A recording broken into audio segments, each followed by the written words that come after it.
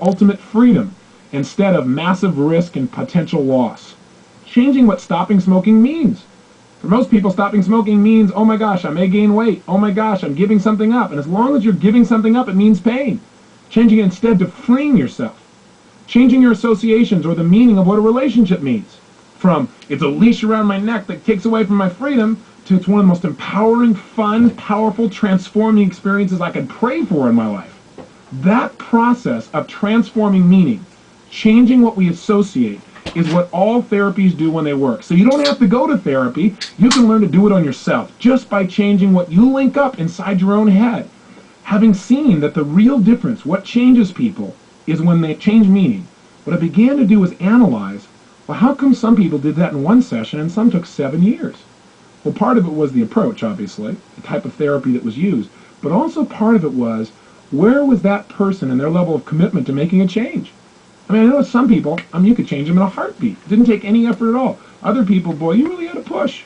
And some people never seemed to want to change at all. They kept coming, they'd want to pay somebody, they want to go talk to the therapist, but they don't really want to change. So I began to look at what was it that got somebody to the point of really making the change in this session so that I could develop a way to create results in people literally in one session instead of 500. When I taught NLP, neuro-linguistic programming, people would come see me and they'd want me to change them. And I would. I'd go in there and change their associations, and it really worked. But I also noticed that in some cases, not most but some, after a couple of years the change would go back. Let's say somebody was smoking and I got them to link to smoking, massive pain, and to not smoking, pleasure. Well, once that happened, sure enough, their behavior changed. Their brain needed to avoid pain, so it avoided cigarettes, and it wanted pleasure, so it moved towards the new behavior that we installed. But the whole idea of programming basically set me up.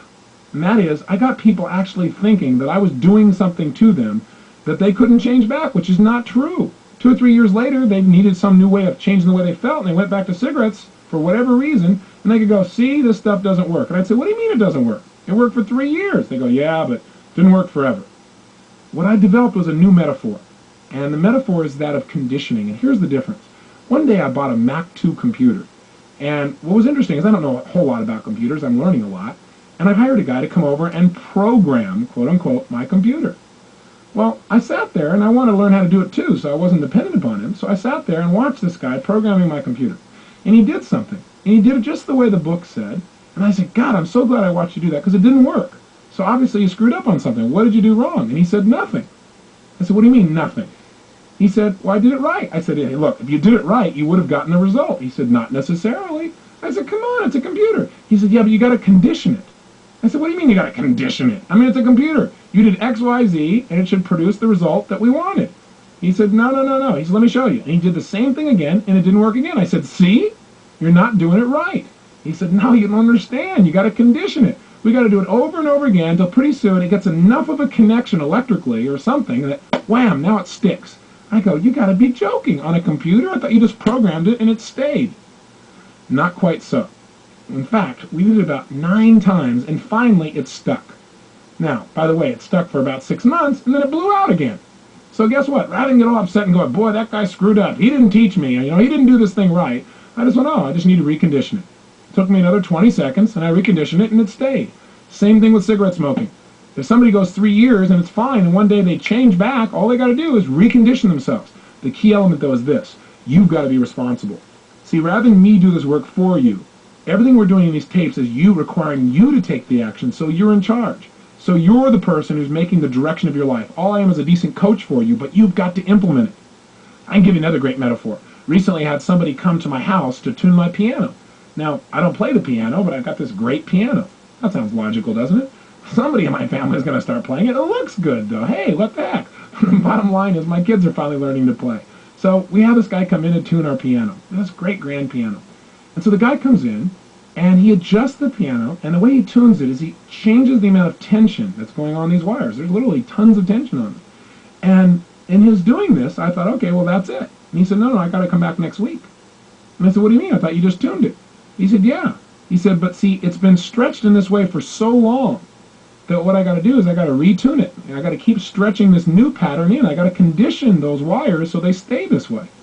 And I said, why can't you just do it once and last? He goes, oh, because it's been pulling in that other way for so long now that you just got to condition it. And sure enough, even while he was there before he left, we tested it, and some of them had already gone back to the old way.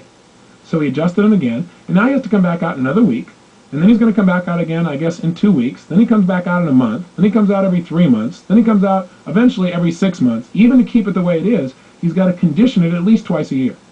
And that's my metaphor for life as well. I didn't become, quote-unquote, successful in my life because one day I reprogrammed myself and everything was perfect. Most of the success that I experienced, the abundance I experienced, mentally, emotionally, physically, spiritually, financially, is because every single day I condition myself to be at my best, to feel at my best, to give my best. And that's what neuroassociative conditioning is about. That's why I don't talk about just programming per se, as much as I talk about conditioning. Hey, you would not run out if you want to be physically full of energy and vibrant. You wouldn't run out and work out one time, say do aerobics one time and say, boy, I'm glad that's done. Now I'll be healthy for life. No, that's not how it works. What you've got to be able to do is condition yourself day after day, and pretty soon you love the conditioning. You begin to get addicted to it. It's just part of your lifestyle. You wouldn't get up and not brush your teeth. You wouldn't get up and not shower or do your hair. So you shouldn't get up and not condition yourself for success each day.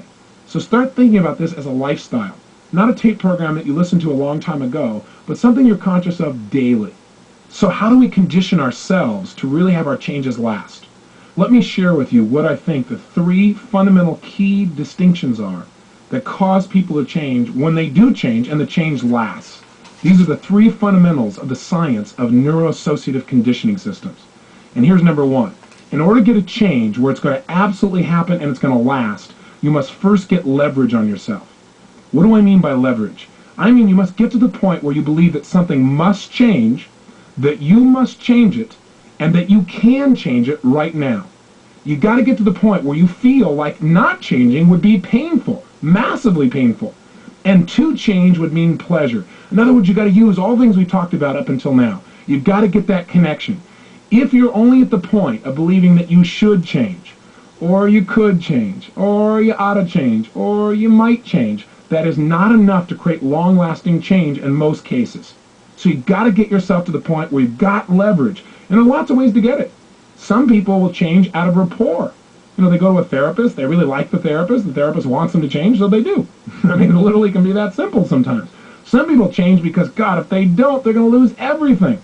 Some people, in spite of all kinds of pain, still don't change because in their head they think, I don't have to. Or they think, I'm doing this because somebody else wants me to. Or they think in their head, well, gosh, you know, changing would be too fearful, too painful.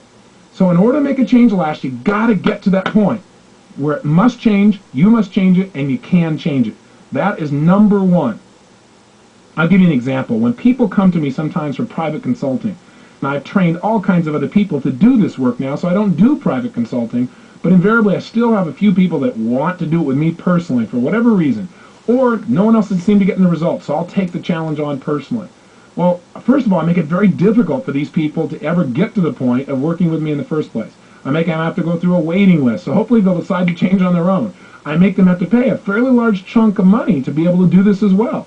But even after all of that, when they finally come and they've flown out to meet me, and here they are at the castle, and we're sitting down face to face, I then will turn to them and say, look, I don't know if this is the right thing for you. And they'll say, what? I'll say, look, before you invest any more time or any more capital, and before I invest my time, I got to know that you're really absolutely committed to changing. Because I got to tell you something. I only work with people that are going to change right now, not after 15 sessions. I do one-stop therapy, and that's what we've got to do. Otherwise, you'll screw up my entire record. And usually they'll laugh at that. But I'll say, I'm serious. I won't work with you unless I'm convinced you must change. Not you should, not you might, but you must. I then have them go on, and they got to convince me. They're taken back a little bit. But for the next 15 minutes, they got to try and convince me how they absolutely must change their life. Because if they don't, it'll cost them this in their relationship. It'll cost them this in their health. It'll cost them this in their self-esteem. It's already cost them all these areas, and they're tired of it, and they can't take it anymore. You remember the movie, don't you? I'm mad as heck, and I'm not going to take it anymore. You got to get to that point. That's called leverage. That's when change happens.